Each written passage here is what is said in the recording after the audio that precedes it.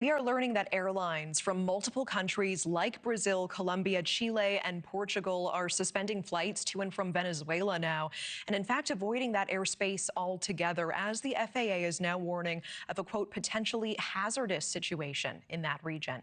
The suspensions come as U.S.-Venezuela tensions remain high, with more than 20 American strikes on alleged drug boats in the region since September, and with President Trump saying earlier this week that the CIA is already on the ground. The U.S. is now expected to launch a new phase of operations in the coming days.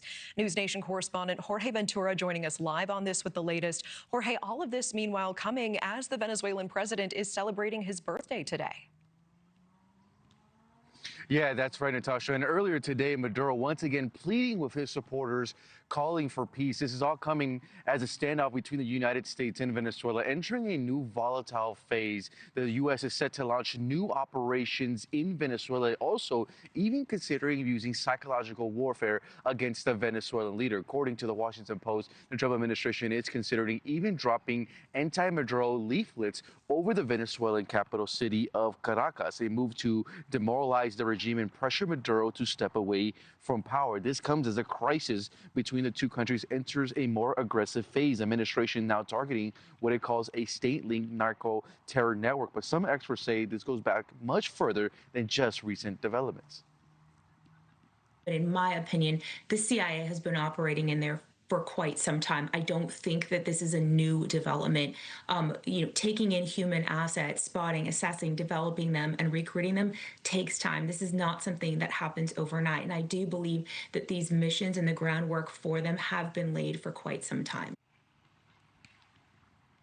And as tensions rise, the FAA has issued a warning of heightened military activity in and around Venezuelan airspace, forcing several international airlines to cancel or suspend flights, including Turkish Airlines being the latest. Now, the U.S. has deployed major military assets near Venezuela, including the USS Gerald Ford, the largest aircraft carrier in the world, along with warships, a nuclear submarine, and F-35 fighter jets. Now, since early September, U.S. Southern Command has carried out at least 21 lethal maritime strikes over intelligence-confirmed narco-terrorist vessels in the Caribbean and Eastern Pacific. And now those operations could go even further. The Trump administration will officially designate Cartel de los Soles a foreign terrorist organization tomorrow on November 24th. U.S. officials allege that the group is led and protected by Maduro's inner circle. That move also strengthened the U.S. efforts to go after Maduro personally. The U.S. still maintaining a $50 million reward for information leading to Nicolas Maduro's arrest, accusing him of running a narco-terror group fueling drugs, violence,